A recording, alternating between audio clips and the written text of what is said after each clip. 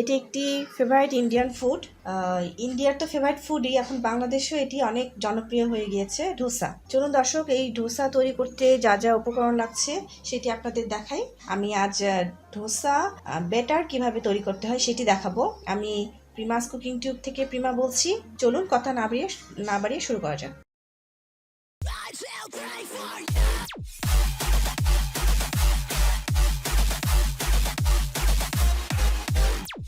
তো বন্ধুরা, চলুন ডোসা ব্যাটার তৈরি করার জন্য যা যা উপকরণ লাগছে সেটি আমি এখন দেখিয়ে দিচ্ছি আপনাদের।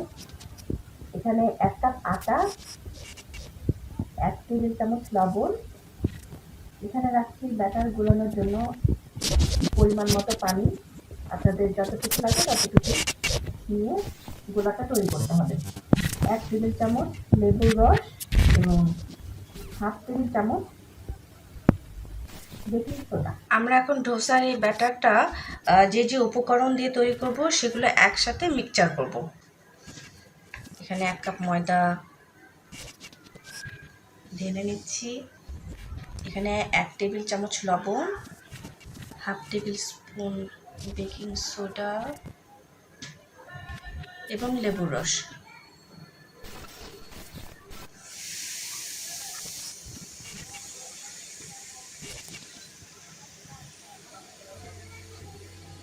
আমাদের এখন সবগুলো উপকরণ মিশিয়ে নিতে হবে। আস্তে আস্তে মেশাবেন, কোনো তাড়াহুড়া নেই, কারণ যত ভালোভাবে আস্তে আস্তে মেশাবেন তত আমাদের ডোসাটা ফুলবে ভালো। আচ্ছা বন্ধুরা, আমরা এটা ভালোভাবে মিক্সচার করার পরে একটু পর ফিরে আসছি।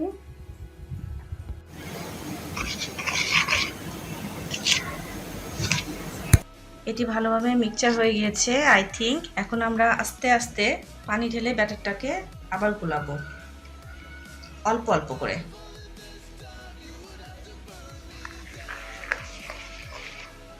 আচ্ছা, আমরা আবার একটু পানি দেই। দেখুন আস্তে আস্তে নরম হয়ে আসছে।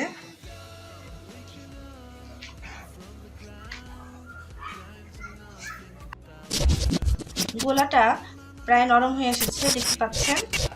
আসলে এটি একটি ফেভারিট ইন্ডিয়ান ফুড আমার। এটা আমি অনেকভাবেই তৈরি করা যায়, রেস্টুরেন্টে আরও অনেক বেশি উপকরণ ইউজ করা হয়, বাট আমি এটা নর্মাল বাসাতে যা ছিল তাই দিয়ে তৈরি করছি। একবার এটি প্রায় হয়ে এসেছে, আমরা একটু পানি অ্যাড করব।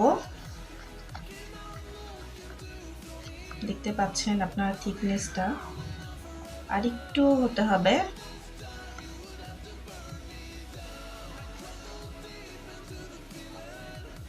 না, বুঝতে পারছেন?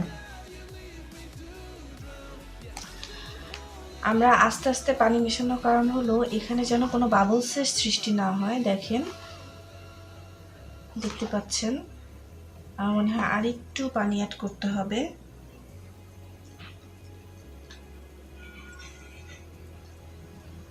হ্যাঁ, এই পর্যন্তই।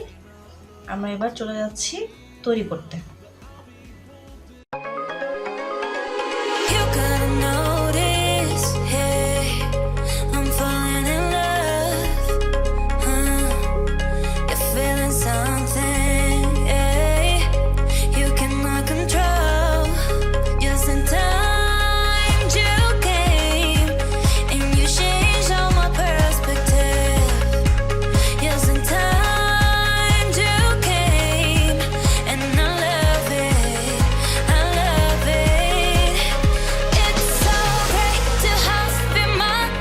বন্ধুরা, ডোসা তৈরির পর আমার ডোসার লুকটা এমন এসেছে। আমি একটু পুরো পুরো খেতে পছন্দ করি, এই জন্য একটু বেশি পুড়িয়েছি। আপনারা চাইলে একটু কম পুড়িয়ে খেতে পারেন। বন্ধুরা, আমার ডোসার লুক এসেছে ঠিক এমন। এটি আপনারা বিভিন্নভাবে পরিবেশন করতে পারেন। আপনারা সস দিয়ে খেতে পারেন, মাসালা দিয়ে খেতে পারেন, মেয়োনেজ দিয়ে খেতে পারেন, যেভাবে ইচ্ছা আপনারা খেতে পারেন। এটি আমার ফাইনাল লুক। সো বন্ধুরা, এমন মজার মজার আরও রেসিপি দেখতে চাইলে আমার চ্যানেলে চোখ রাখুন এবং চ্যানেলটি সাবস্ক্রাইব করুন, কমেন্ট করে জানান এবং ভিডিওতে অবশ্যই লাইক দিতে ভুলবেন না। ভালো থাকবেন, সুস্থ থাকবেন। আশা করছি নেক্সট ডে আরেকটি নতুন রান্নার সাথে আপনাদের সামনে হাজির হব। এই পর্যন্তই, আসসালামু আলাইকুম।